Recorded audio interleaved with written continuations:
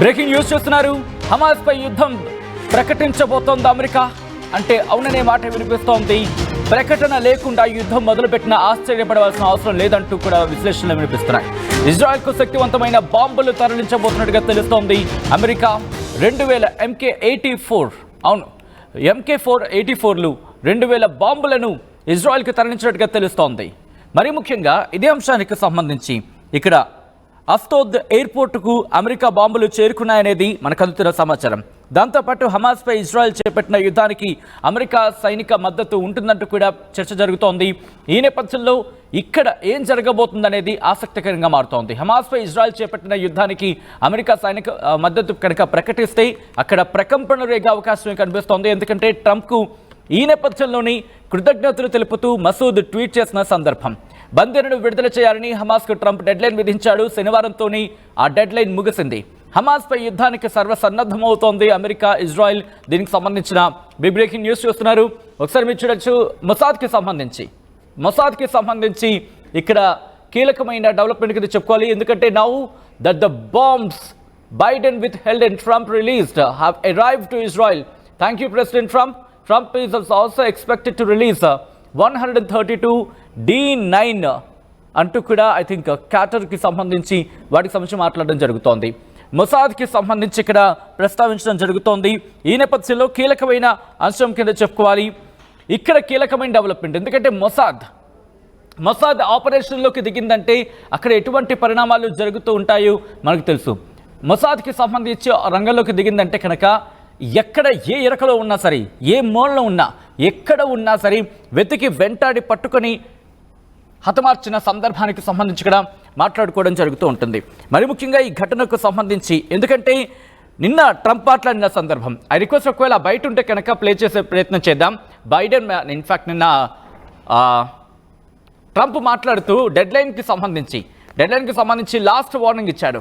Last warning తర్వాత ఏదైనా జరగచ్చు అని చెప్పడం ఎంత ప్రకంపనలు రేగిందో మనం చూసాం. ఆ ప్రకంపనలకు సంబంధించి ఇప్పుడు ఆ పరిణామాలు ఉత్పన్నం కాబోతున్నాయా అంటే అవుననే మాట వినిపిస్తోంది. ఎందుకంటే మీరు చూస్తే మొసాద్కి సంబంధించి సాధారణంగా మొసాద్ ఎప్పుడు డైరెక్ట్గా రియాక్ట్ అయిన సందర్భాన్ని ఎక్కడ మనం చూడాం. కానీ ఇక్కడ ఇస్మాయిల్ హనీకి సంబంధించి దాంతోపాటు యహ్యా సిన్వర్కి సంబంధించి వీళ్ళందరికీ సంబంధించి మాట్లాడుకునే పరిస్థితి అని మాట్లాడుకుంటున్న సందర్భం. అయితే ఇక్కడ లాస్ట్ వార్నింగ్ ఇచ్చిన తర్వాత పరిణామాలు మనం చూస్తున్నాం. మరి ముఖ్యంగా మొసాద్, ఎందుకంటే అక్కడ మొసాద్కి సంబంధించి చాలా కీలకమైన విభాగాలు దాంట్లో ఉంటూ ఉంటాయి. దాంట్లో జోమెట్ ఉంటుంది, కెసారియా, కెషెత్, మెత్సాదా ఇవన్నీ కూడా ఉంటూ ఉంటాయి. మొసాద్కి సంబంధించి 4 విభాగాలు దీంట్లో పనిచేయడం జరుగుతుంది. ఆ 4 విభాగాలకు కూడా జోమెట్లో ఇన్ఫ్యాక్ట్ మొసాద్లో అతి పెద్ద విభాగం. ఇవన్నీ కూడా మాట్లాడుకునే ప్రయత్నం చేద్దాం. మొసాద్కి సంబంధించి ఎందుకంటే ట్వీట్ చేసింది కాబట్టి ఏం చేయబోతోంది అనేది ఆసక్తిగా మారుతుంది. కాబట్టి ఏ వింగ్ ఆపరేషన్లోకి దిగే అవకాశం ఉంటుంది, ఏం జరగచ్చు అనేది డీటెయిల్గా మాట్లాడుకునే ప్రయత్నం చేద్దాం. ఒక్కసారి నిన్న డెడ్లైన్ విధించే క్రమంలో అమెరికా అధ్యక్షుడు డొనాల్డ్ ట్రంప్ కీలకమైన వ్యాఖ్యలు చేశారు. ఆయన ఏమన్నారో చూద్దాం. What's going to happen tomorrow at 12 o'clock? It was up to me. I'd take a very hard stance. I can't tell you what Israel's going to do. But I watched the last people come out, and I looked at a before and an after picture. One guy was a big, strong, healthy guy. You could say he was a little bit overweight. He's not overweight anymore. He looks like he just came out of the Holocaust. It looks like a Holocaust picture. I've looked at him for a long time. And they've been treated very badly. The young lady came out last week, her hand was blown off. I mean, literally, her hand was trying to stop a bullet that was headed for her face. She put up her hand, she goes like this and wiped out her fingers and a lot of her hand.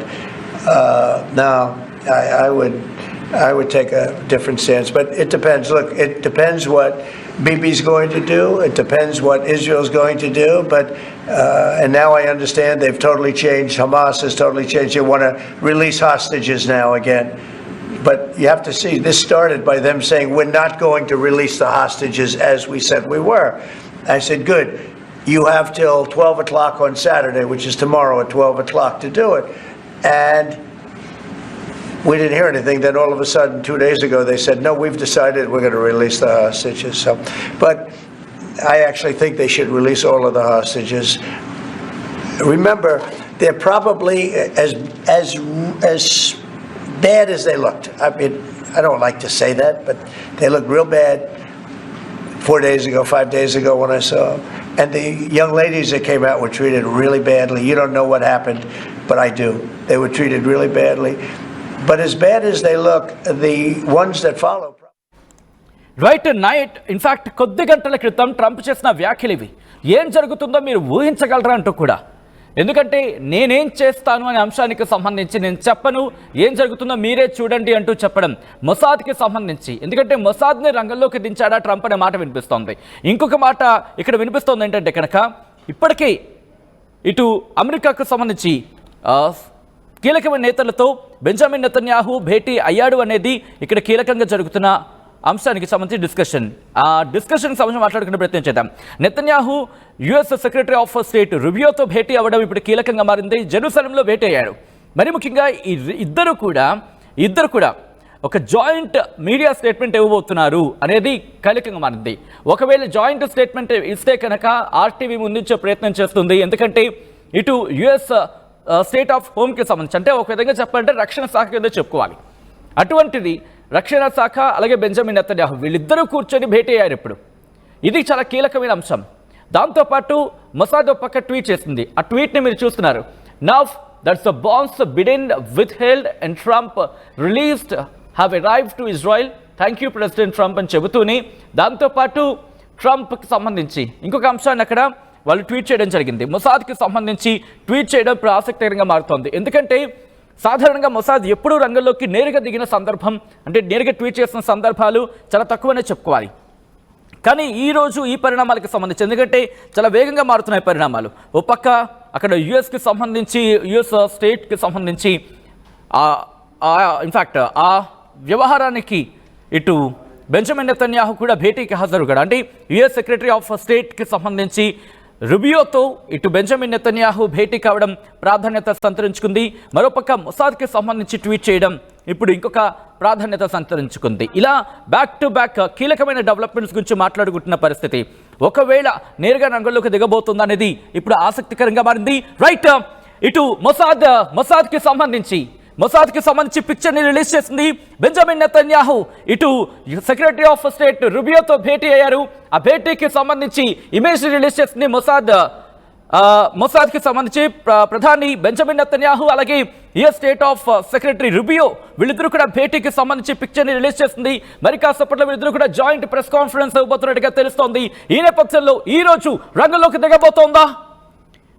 దిగబోతుందా అనేది ఆసక్తికరంగా మారింది.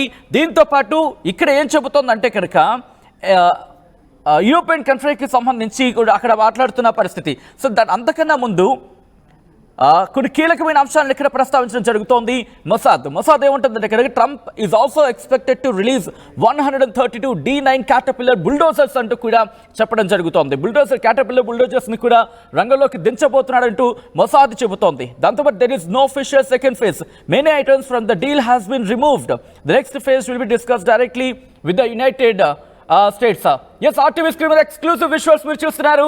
మనం ముందు నుంచే చెప్తూ వస్తున్నాం, RTV ఇటు తెలుగు ప్రజల దృష్టికి, తెలుగు ప్రజలకు సంబంధించి ఇన్ఫాక్ట్ ప్రతి అంశాన్ని, ఈ డెవలప్మెంట్కి సంబంధించిన ప్రతి అంశాన్ని ముందుంచే ప్రయత్నం చేస్తోంది. మీరు చూడొచ్చు బెంజమిన్ నెతన్యాహు, ఇజ్రాయెల్ ప్రధాని బెంజమిన్ నెతన్యాహు, అలాగే యుఎస్ కి సంబంధించి అమెరికాకు సంబంధించి రక్షణ వ్యవస్థకు సంబంధించి కీలకమైన వ్యక్తి యుఎస్ సెక్రటరీ ఆఫ్ స్టేట్ రుబియోతో ఆయన భేటీకి సంబంధించిన విజువల్స్ మీరు చూస్తున్నారు. ఏం జరగబోతుంది అనేది ఇప్పుడు ఆసక్తికరంగా మారింది. ఎందుకంటే ఇక్కడ నిన్న ట్రంప్ చెప్పిన తర్వాత ఈ రోజు ఏం జరగబోతోంది. ఈరోజు ఇటు ఇప్పటికే మొబైల్ హోమ్స్కి సంబంధించి ఇక్కడ ప్రస్తావించడం జరుగుతోంది. ఒకటే చెప్తున్న పరిస్థితి మొదటి నుంచి కూడా, నేను డెడ్లైన్ విధిస్తున్నానంటూ చెబుతున్న నేపథ్యంలో ఇక్కడ అంటే ట్రంప్ చెబుతున్న నేపథ్యంలో ఏదైనా జరగచ్చు అంటూ చెబుతున్న సిచ్యువేషన్. గాజా అథారిటీస్కి సంబంధించి చెప్పడం జరుగుతుంది. మరి ముఖ్యంగా మొబైల్ హోమ్స్కి సంబంధించి వాటి ఎంట్రీని అలాగే ఎక్విప్మెంట్ని నిషేధించాడంటూ కూడా చెబుతున్న పరిస్థితి. ఇంట్రెస్టింగ్ డెవలప్మెంట్ కింద మీరు చూస్తున్నారు. యుఎస్ సెక్రటరీ ఆఫ్ స్టేట్ రుబియోతో ఇజ్రాయెల్ ప్రధాని బెంజమిన్ నెతన్యాహు భేటీ కీలకంగా మారింది. వీళ్ళిద్దరూ కూడా మరి కాసేపట్లో జాయింట్ ప్రెస్ స్టేట్మెంట్ ఇవ్వబోతున్నారు. ఈ నేపథ్యంలో ఏం జరగబోతోంది? ఈ రోజు యుద్ధం ప్రకటించబోతోంది అమెరికా, లేకపోతే ఉన్నట్టుండి ఈ కీలకమైన డెవలప్మెంట్ ఏంటి?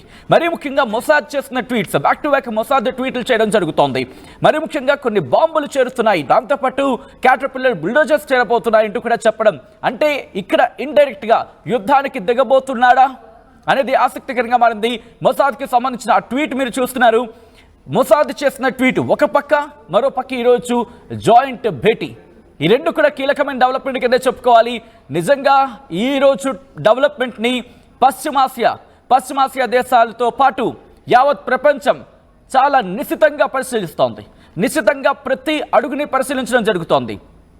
ఎందుకంటే రంగంలోకి దిగింది ట్రంప్. ఎవ్వడి మాట వినడు. ఇది ట్రంప్ మీద ఉన్న ప్రధానమైన మాట.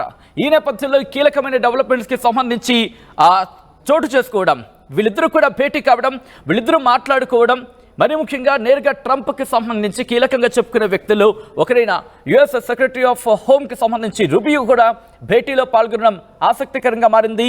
ఈ రోజు ఏమైనా జరగచ్చా అంటే అవుననే మాట వినిపిస్తోంది. యుద్ధం మొదలు పెట్టడానికి అదిగోండి మీరు చూడొచ్చు. ఆర్టీవీ స్క్రీన్ మీద ఎక్స్క్లూసివ్ విజువల్స్ మీరు చూస్తున్నారు. ఇటు అమెరికా నుంచి హమాస్పై దాడికి అమెరికా పంపించిన ఆ బాంబులకు సంబంధించి, ఆ యుద్ధ సామాగ్రికి సంబంధించి విజువల్స్ మీరు చూస్తున్నారు. చాలా కీలకమైన డెవలప్మెంట్ చోటు చేసుకుంటున్నాయి ఈరోజు. Interesting development. చాప కింద నీరులా పనిచేసుకు వెళ్ళిపోతోందా అమెరికా అంటే ఈసారి ఆ మాటే వినిపిస్తోంది. మరి ముఖ్యంగా నిన్న ముగ్గురు బంధీలను విడుదల చేసింది హమాస్. నేను బెదరను అంటేనే ముగ్గురిని విడుదల చేసింది. కానీ ఒకటే చెబుతోంది హమాస్, మమ్మల్ని బెదిరించడం కాదు ట్రంప్, ఇది కేవలం నీ బెదిరింపులుగానే చూస్తాం, మమ్మల్ని బెదిరించడం కాదు, ఇజ్రాయెల్కి చెప్పు, ఇజ్రాయెల్ చేస్తోంది కాల్పుల విరమణ, ఇజ్రాయెల్ పాల్పడుతోంది దుర్మార్గం, ఇజ్రాయెల్ చేస్తోంది దారుణం అంటూ కూడా హమాస్ అంటూ ఉంటే, ఇజ్రాయెల్ మాత్రం ఒకటే అంటోంది, గాజాలో ఉన్న మా బంధువుని విడిచిపెట్టాలి అంటూ కూడా ఇజ్రాయెల్ చెప్పుకొస్తోంది. నిన్న ట్రంప్ మాట్లాడుతున్న సందర్భంలో కీలకమైన వ్యాఖ్యలు చేశాడు. ఏమన్నారంటే కనుక మీరు గమనించుంటే, నిన్న ఇన్ ద సెన్స్ కొద్ది గంటల క్రితం, ఎందుకంటే శనివారం మధ్యాహ్నంతో టైం లైన్ అయిపోయింది, ఇక ఆ తర్వాత ఏం జరుగుతుందని నేను చెప్పను, మీరే చూడండి. ఎందుకంటే అక్కడ పరిణామాలు నేను నిశ్చితంగా పరిశీలిస్తున్నా, ప్రతిదీ నా దృష్టికి వస్తోంది. మీరు గమనించుంటే గత కొద్ది రోజుల నుంచి మరి ముఖ్యంగా అక్రమ వలసదారుల అంశానికి సంబంధించి ట్రంప్ మాట్లాడిన తర్వాత నుంచి పరిణామాలు చాలా వేగంగా మారుతున్నాయి. ఈ నేపథ్యంలో ఏం జరగచ్చు అనేది ఇప్పుడు ఆసక్తికరంగా మారింది.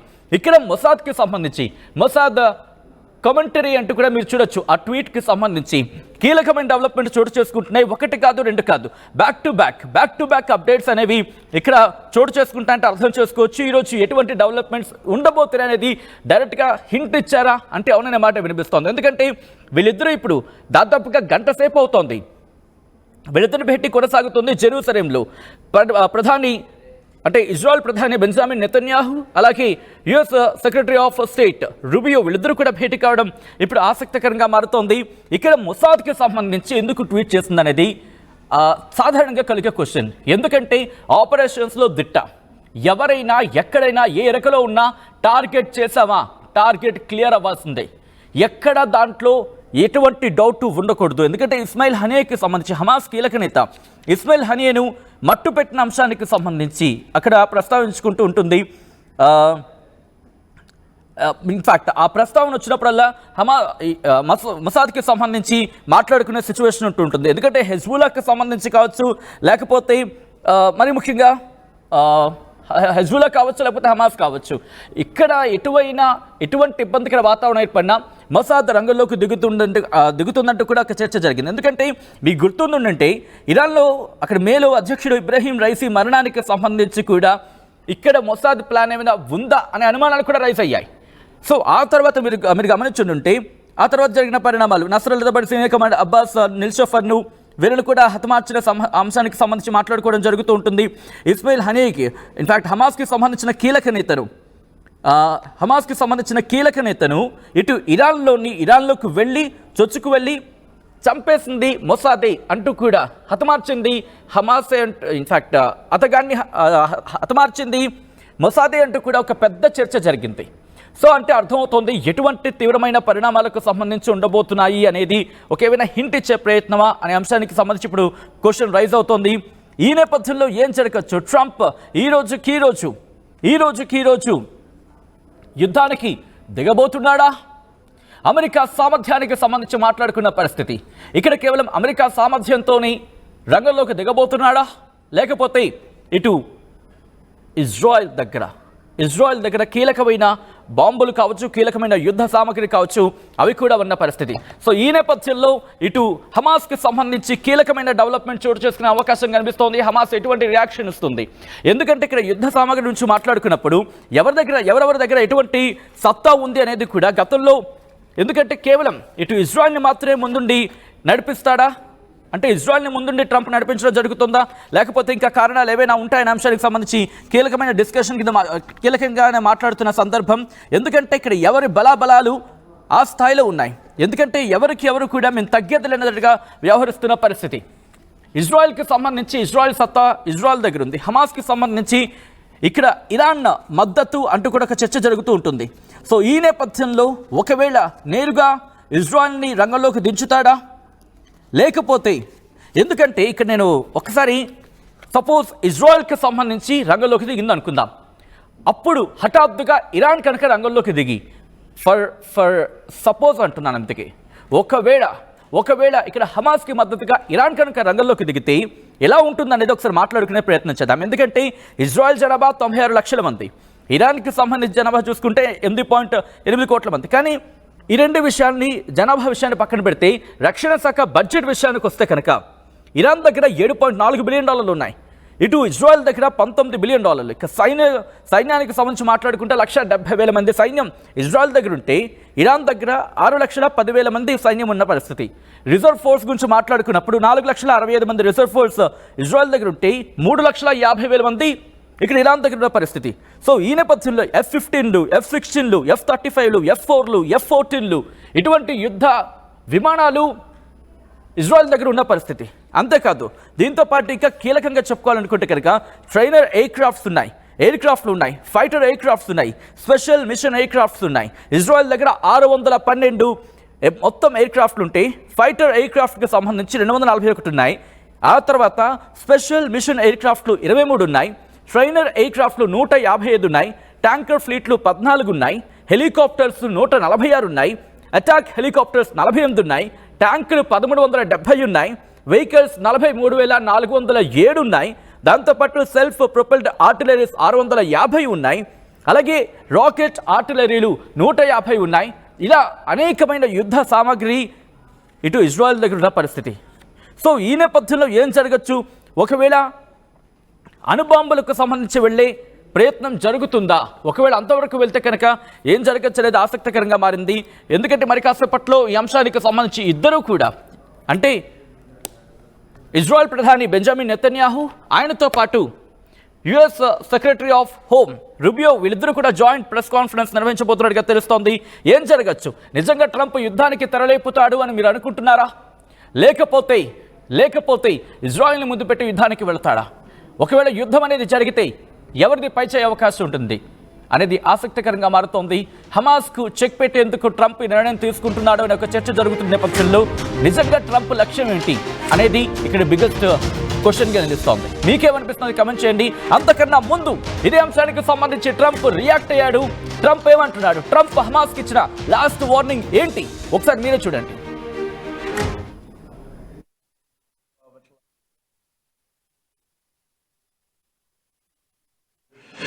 But I watched the last people come out, and I looked at it before and an after picture. One guy was a big, strong, healthy guy. You could say he was a little bit overweight. He's not overweight anymore. He looks like he just came out of the Holocaust. It looks like a Holocaust picture. I've looked at him for a long time, and they've been treated very badly. The young lady came out last week. Her hand was blown off. I mean, literally, her hand was trying to stop a bullet that was headed for her face. She put up her hand. She goes like this and wiped out her fingers and a lot of her hand. Now, I would take a different stance, but it depends. Look, it depends what Bibi's going to do. It depends what Israel's going to do. But and now I understand they've totally changed. Hamas has totally changed. They want to release hostages now again. But you have to see, this started by them saying, we're not going to release the hostages as we said we were. I said, good. You have till 12 o'clock on Saturday, which is tomorrow at 12 o'clock, to do it. And we didn't hear anything. Then all of a sudden, 2 days ago, they said, no, we've decided we're going to release the hostages. So, but I actually think they should release all of the hostages. Remember, they're probably as bad as they looked. I mean, I don't like to say that, but they look real bad 4 days ago, 5 days ago when I saw them. And the young ladies that came out were treated really badly. You don't know what happened, but I do. They were treated really badly. Right, అది Trump ఇస్తున్న mass warning. Trump ఇచ్చిన mass warning dead line ముగిసింది, ఇక యుద్ధమైనా అంటే దాదాపుగా అటువంటి మాట వినిపిస్తోంది. ఈ నేపథ్యంలో ఏం జరగచ్చు అనేది కామెంట్ చేసే ప్రయత్నం చేయండి. ఈ కథనాన్ని కాస్త కలవరపరచైతే మిమ్మల్ని కలవరపాటుకు గురి చేయడం ఆర్టీ ఉద్దేశం కాదు, కానీ ఇటువంటి కథనాలు చూసినప్పుడు కాస్త కలవరపాటుకు గురే అవకాశం ఉంటుంది కాబట్టి దీనికి సంబంధించి తగిన జాగ్రత్తలు తీసుకోవాలని ఆర్టీవీ సూచించడం జరుగుతోంది. ట్రంప్ చేసిన వ్యాఖ్యల తర్వాత నిజంగా అవి అంటే ఇప్పుడు యుద్ధానికి దారి తీస్తున్నాయా? మీకేమనిపిస్తోంది? కామెంట్ చేయండి.